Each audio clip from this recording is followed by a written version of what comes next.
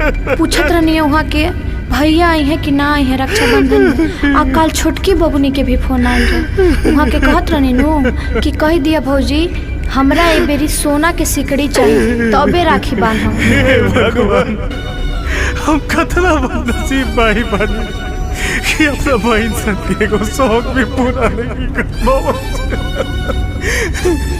शांति, तू फोन लगा के बोल रहा कि हमारे बहुत तेज तबीयत खराब है, हम ना जा पाए।